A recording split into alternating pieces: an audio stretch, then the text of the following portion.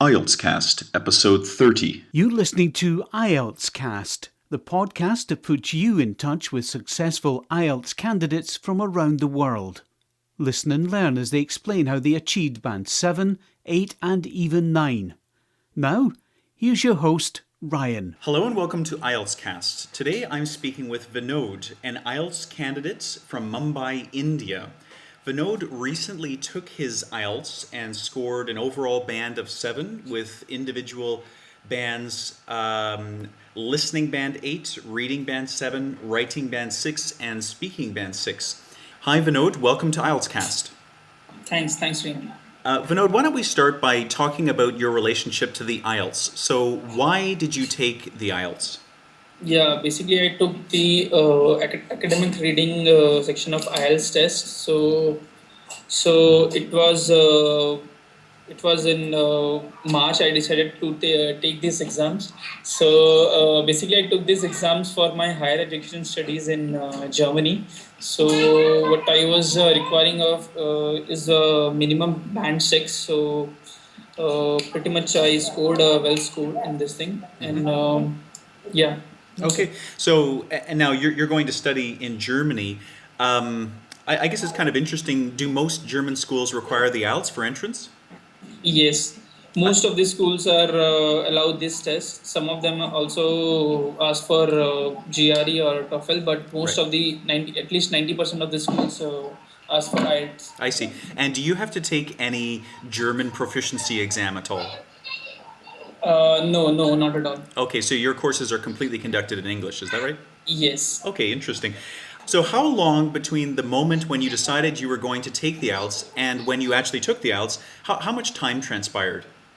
Yeah, it was almost, in the month of Jan, and I decided to take these exams.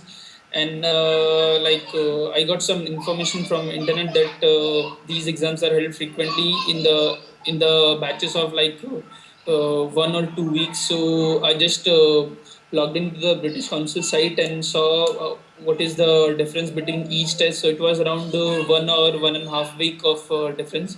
So I wanted to take this exam ASAP because immediately after this exam I had to apply for universities, and they usually ask for your band, what band you have received. So on February starting week itself, I've registered for this exam. So I got a bandwidth of almost a month to prepare for the exams. I see. I see. So now it sounds as though you have an extended relationship with the English language. Did you grow up speaking English in your household? Yeah, right from my school days, from my primary education, secondary education, all have been done in English language. Right. So this IELTS exam was bit okay for me. I mean, I was very comfortable with the exam. I see. Right. Okay.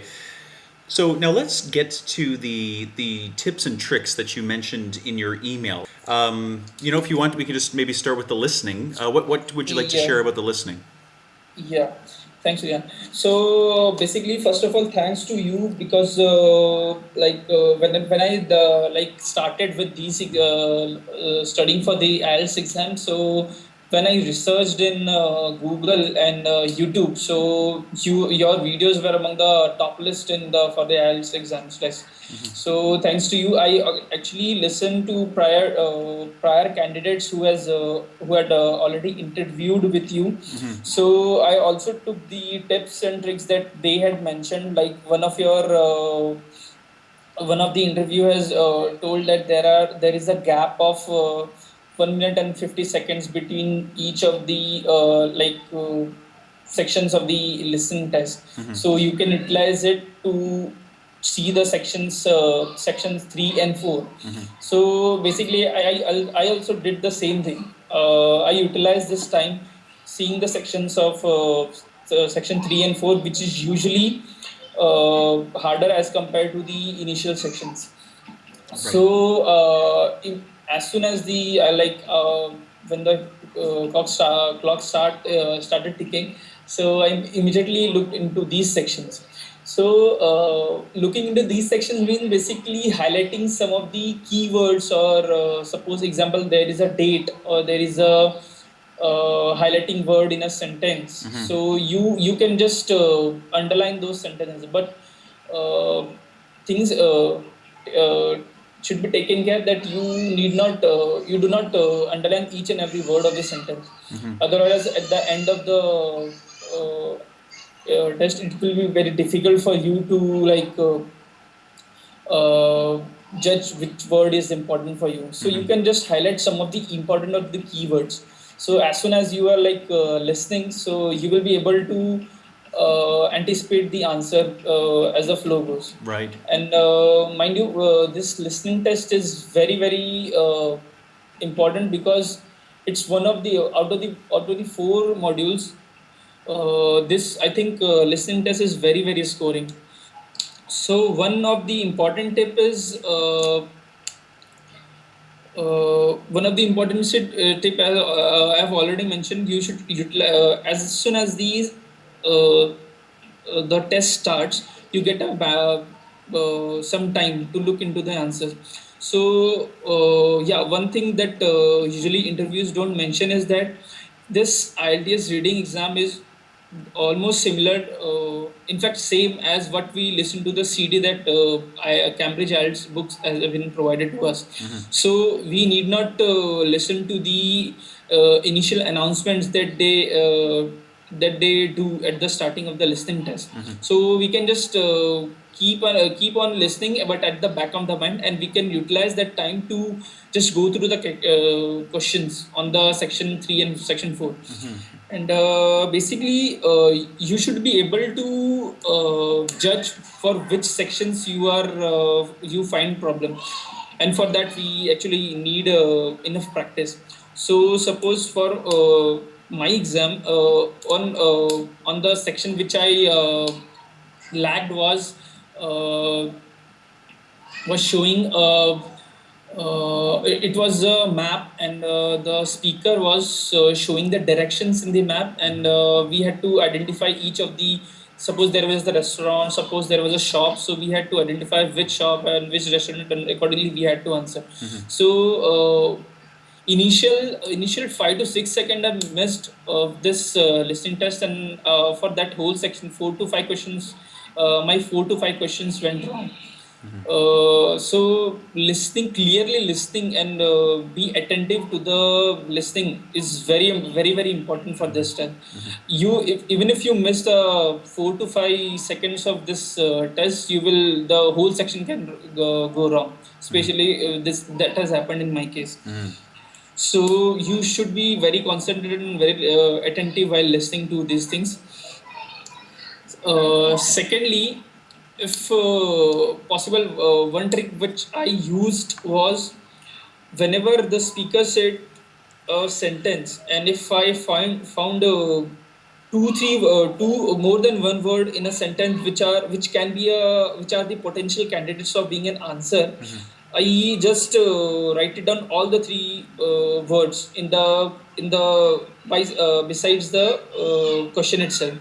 So while the speaker is initially saying the things, so you can just anticipate the answer by just judging the answer. I mean, you can directly read the question, and you can judge it whether it should be a noun or it should be an adjective, or it might be a date also. So you can, in the bracket itself, I quickly wrote it that it will be a date or it will be an adjective, Right. something like that. Yeah. So you need to anticipate the answer from the starting itself, and it should be very quickly done. Okay, great advice. Secondly, yeah. So secondly, as I already said, you can also write 2 3 answers for a same question, and by the end, at the end of the listening test, you get enough time. I mean, enough as in you almost get 4 times the time that you actually need to transfer the answer into the answer sheet. Okay. You get almost 10 minutes to transfer the answer. Right. So like suppose if you have written 2 3 answers for the same question, and by the end of the test you get enough time to like validate which of the word will be the proper answer for the questions. You can do things like that. So it sounds as though your approach was for questions that you weren't 100% sure of. You wrote more than one answer, Yes. and at the end you went back and then you sort of reviewed in your mind, and then you decided which answer you felt was stronger. Yes. Okay, that's interesting because I mean I haven't heard that strategy before. The other ones that you had mentioned are great strategies, and I think that several people are using them at this moment. But the whole idea of writing more than one answer and then reviewing in your mind. But do you think that that's an effective approach in the sense that when you go back, when you have the 10 minutes at the end, you have to try to remember what you heard. Do you know what I mean? Do you think that plays into the accuracy of the answer that you choose? Yeah. Actually, this strategy is not always applicable. It is only for the answers that you are unsure of. Okay. So basically, most of the questions that we listen in that are to be answered in the listening test are almost easy. So these strategies only applicable for answers that we are like unsure of. So we can just very quickly here to write all the possible two to three words, and at the end of the test you get enough time to like validate which will be your perfect answer. I see. I did it only for two three questions, and I think those two three questions were mostly correct. Only thing I was lagged was in the directions part. So basically, the speaker was saying there was an area in which she was pointing out to some pointing out in terms of directions, and I lost some of the words from her. So 4 to 5 questions I missed that. I see. But I tried it, but I'm not sure. I mean, I would have got band 9 in that. But so basically, what you can do is each of the listening tests have four parts. So you can judge prior to the test that in which of the part you are lacking behind, so that at the actual test itself you can be very attentive for that section. I see. I see. Vinod, I'm curious. You took several practice tests. You mentioned before you engaged this test. Were your listening marks on the practice tests similar to Band 8? Were they in around that area? Yeah, I mean, in the listening test, I almost scored band 9 also. Ah, okay. Most of the tests. Prior to Okay. that, one key thing on in IELTS test is do lots of practice. I mean, I got a bandwidth of almost a month, but practicing was also quite difficult for me because right now I'm working, and I usually get time only in the weekends, only on Saturdays and Sunday. Right. So practicing was quite difficult for me, but I did manage my time. So whenever we register for the IELTS exam, we get a book from them, and we usually get only one book from them. And I got this Cambridge IELTS book 8, I guess I got. So initially I solved the book itself in the very first 2 days itself. So each of the book contains 4 exams, and I solved from book 3, 4, 5, 6, and 7 and 8. So I almost solved a 24 exam mock test before prior to taking this exam. Wow. Okay. Good for you. Yeah. That's. I mean, I also tell candidates that are preparing. And of course, I mean, every situation is different, but you should be hitting in your practice exams the marks that you need consistently. So maybe 5, 6, Yes. 7 exams, you're hitting the mark that you need, and then you have the confidence when you go into the examination room that you're going to walk out with the mark that you require. So it sounds, Vinod, like you walked out of the listening. Not surprised that you got Band 8 because you had been hitting Band 8, Band 8.5, Band 9 on your practice exams. Yeah. Okay, terrific. Now tell us about the reading. What can you tell us about that section and your experience with it? Yeah, basically, reading section is quite challenging because in a hour you need to read three sections, and each of the sections will be having almost 900 words. So initially, I practiced. What strategy I used was, I used to read the passage and then look for the answers. But this strategy, I usually what I do did in all of the sections was, I used to keep a note of timing that I'm using. So initially, when I tried reading tests, so I was taking almost 35 minutes. Minimum to minimum, I was taking 30 minutes for each passage, and which wasn't acceptable, because 30 minutes means in the actual test you will be taking, you will be attending only two sections out of the three in an hour. So this wasn't acceptable. So prior to 1 week prior to the exam, I saw one of your videos, and there the guy was saying that uh, I think you asked them directly that what should be used, directly answering the reading the passage and then answering the questions, or the strategy that directly looking the question and then finding out in the passage itself. So what just a week before the exam, I tried saw this video and I just gave an attempt, that what happens if I've directly looked into the question and directly search it into the passage itself. So this method actually worked.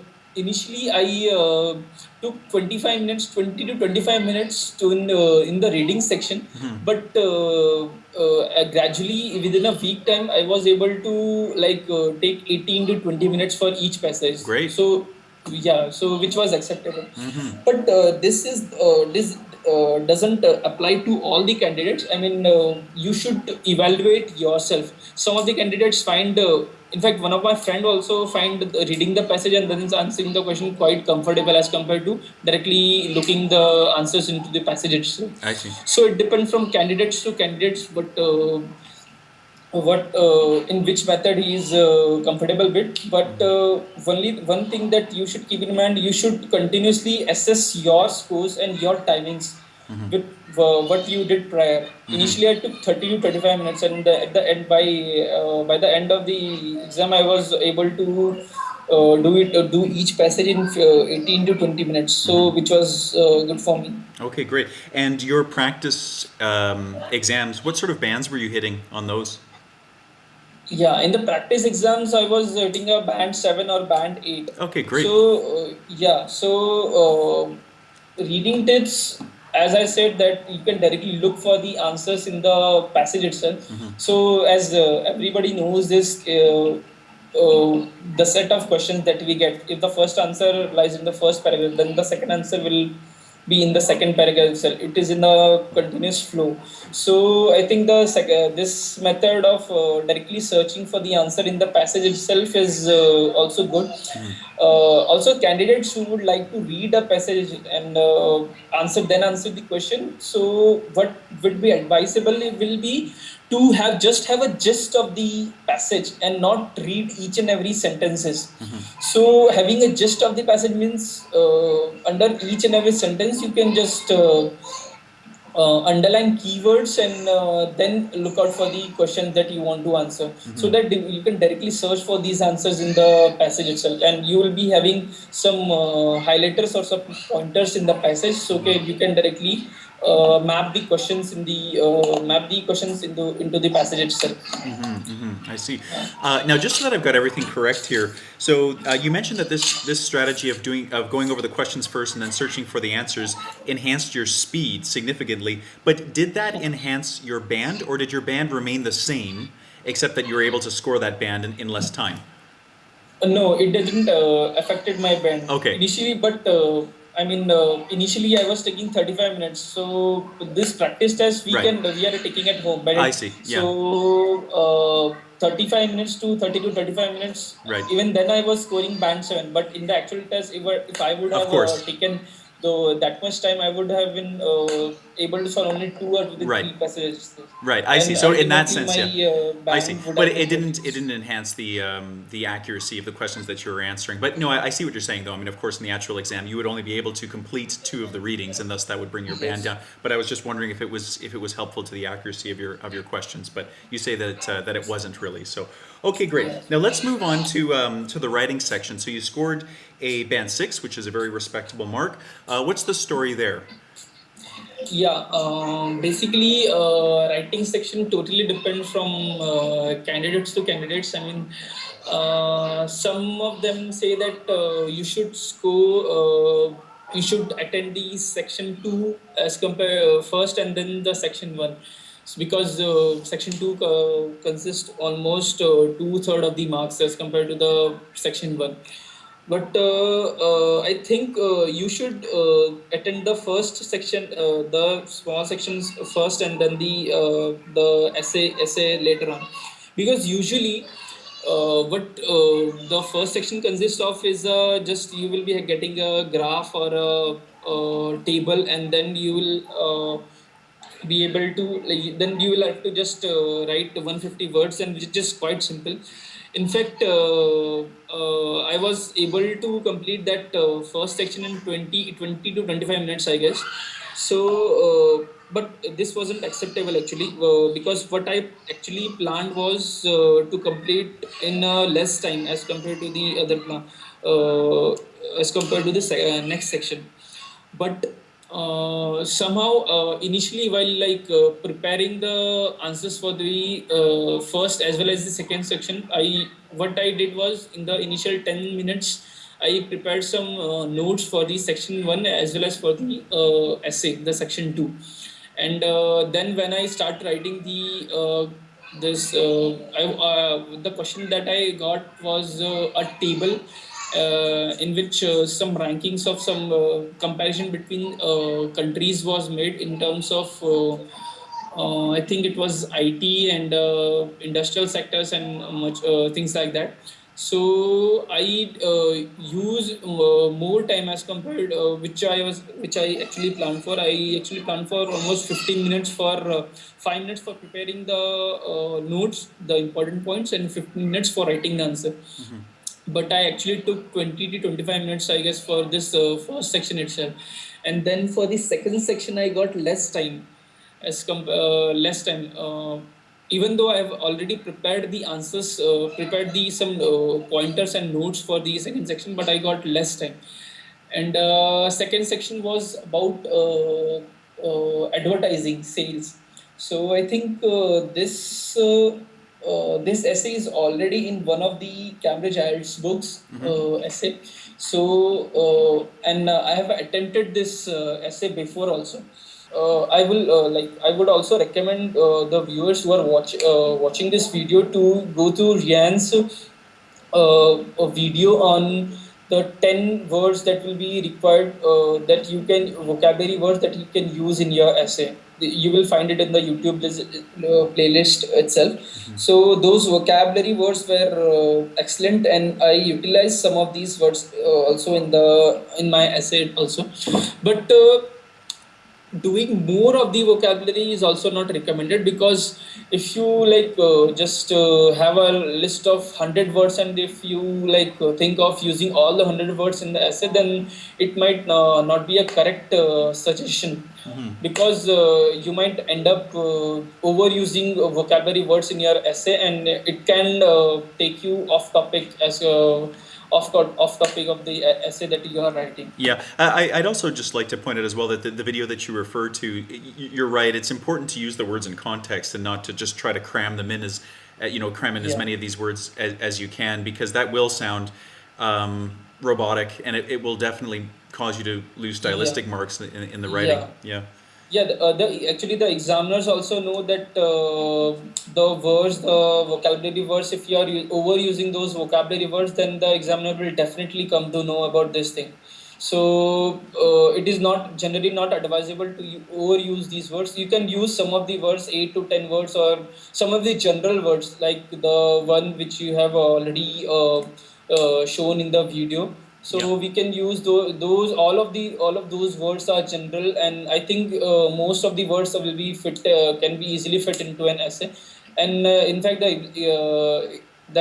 those words are also very generic, and it will be like helpful if you use those words in your essay. Right. Yeah. So last point is of course, it's grammar and accuracy of your article. One thing one point which is notable was this fourth point. I wasn't usually when I was used to write an essay. So actually, I'm a technical person, technical side. So whatever I usually write is I try to give some logical explanation and go into the depth of the essay. Initially, I used to I started writing essays like this. But point to be noted is that this is an English level exam. I mean, you'll be checked. Your English language will be checked. So it is not necessary to go give some logical reasoning or logical answers to your the essay you are writing, because you will be assessed based on your grammar and not on your logical reasons. So even if you are unsure of any logical things, then it's fine. But you should be accurate with your grammar, your punctuation marks, your in and a and an articles. Those should be even though these are basic things, but you should be clear with all of these things. I don't want to make it sound as though a band 6 in writing is low, because it's not. It's a very respectable mark. But what do you think held you back from getting, say, a band 7 or higher? Yeah, basically, as I said that in the initial task one itself, I took some the initial task one itself. I took some time, and it was almost 20 to 20. I think I took 25 minutes for the task one itself. So I Okay. got very less time for this task too. Mm. So this is one of the important point that the viewers can think of is, before appearing for the exam, you should just thoroughly make a note of things that the time that you are taking for task one and task two. And if you are taking more time for task one, then you should definitely attend the task two first and then the task one. Because task one, we relatively have to write only 150 words, which is almost three-fourth of a page or one single page.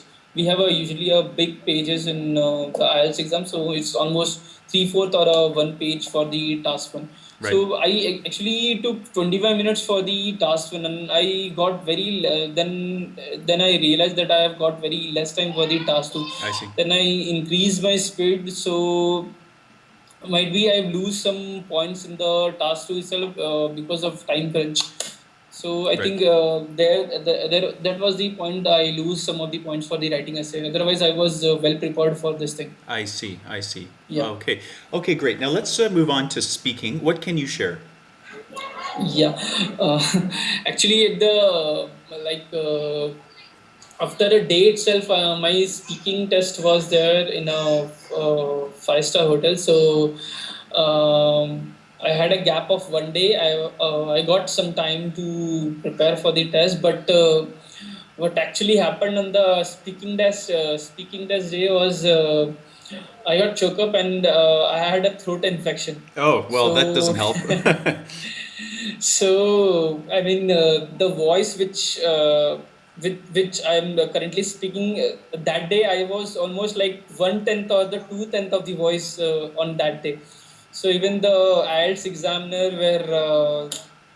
were surprised, and even they weren't knowing what to do, because they were saying that this has happened for the first time. So whenever I was speaking, I was not able to like say it loudly, and even the people, the IELTS people to whom which I was consulting with, they weren't also not able to hear me. So they have to come closely, and then I'll have to answer the questions they are asking me. So actually, I proposed them new timing for my speaking test. Basically, for like I gave my three exams. I gave on 8th of March. So in the same batch, the speaking tests were scheduled for 10th, 11th, and 9th, 10th, and 11th.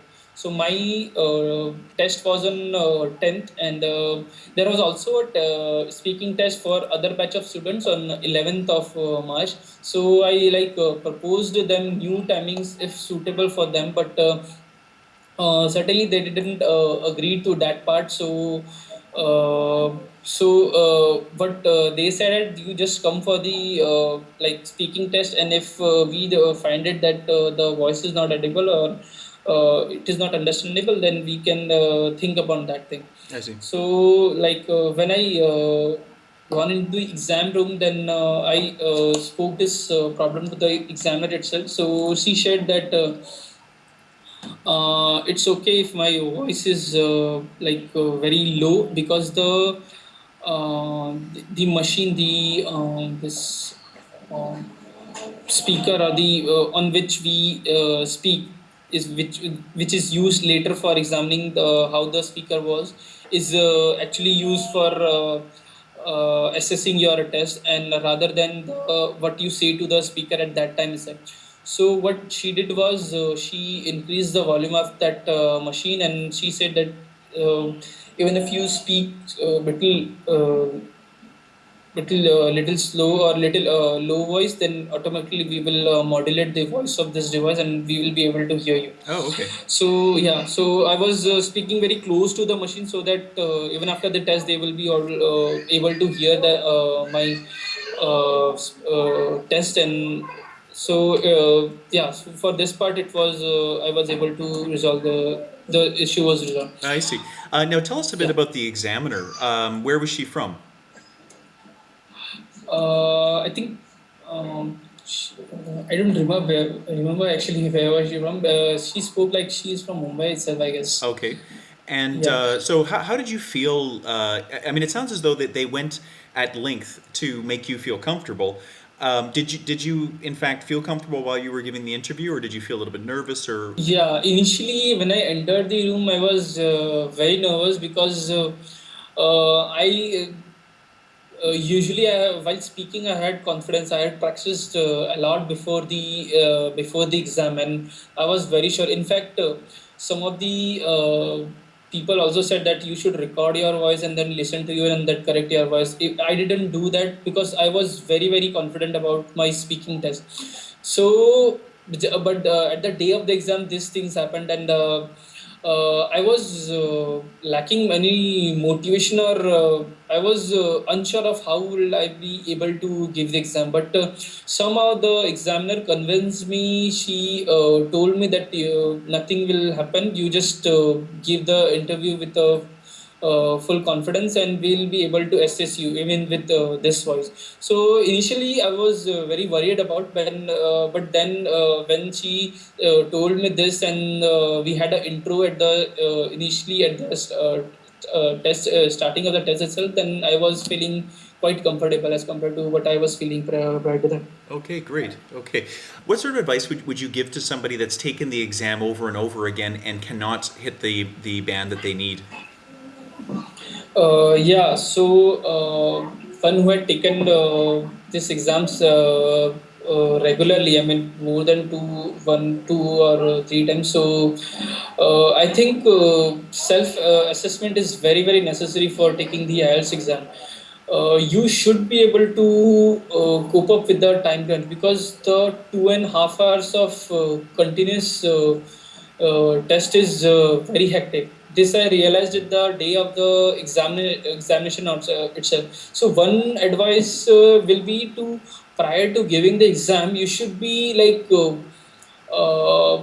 able to, like if even if you are practicing at home, you should be able to sit in front of the listening machine, or whenever you are writing, or whenever you are reading the questions, you should plan, or you should practice for a continuous 2.5 hours, because at the day of the exam, most of these students find it very hectic, because we get a time of like 2 to 3 minutes between each of these sections, but generally the schedule is like very hectic. If it now my test started at 1 p.m, and it I think it ended at 4:30 4 or 4:30 p.m. So 3 to 3.5 hours of schedule is very hectic. So I mean, prior to the exam, or a day prior to the exam, you should like totally focus on continuously that set a time of 2.5 hours, and continuously give a test like you are giving a real test, and then at the end of the exam, then assess yourself. I see. Okay, that's very good advice, and it sounds like it's in keeping with what you were saying before, which is that practice is at the heart of everything, and that Yes. that the real way to score well in this examination is to be thoroughly prepared. Yes, exactly. Secondly, what would be advisable, it is like today we have internet and we have lots of materials for the practicing the IELTS exam. So initially, what I did was search each and every site for IELTS exam. So one was saying that you should use this method, one was saying that you should use this method, and it was like. Completely complex atmosphere for me, because at the starting, at the practicing itself, I was not able to decide which method I should follow and which not. So what would be advisable is you should go through sites, some of the sites, not all the sites but some of the sites, and then you should start taking the methods that have been mentioned. Like suppose for example the reading test, as I have already spoken to, some of them like to read the passage and then answer the question, and some of them like to directly see the question and then hit on the answer itself. So what candidate should do is you should note the method that has been shown in the websites, or you can also find the methods in the this Cambridge IELTS books itself. So one book I will definitely recommend to the IELTS candidates is Action Plan for IELTS. This is Okay. also one additional book that comes with the Cambridge IELTS exam books. So you'll have to definitely you will have to purchase this book. So for each and every section, for under the reading or the writing or the listening sections that we experience in the at the day of the exam, each and every section will have a method that you can use.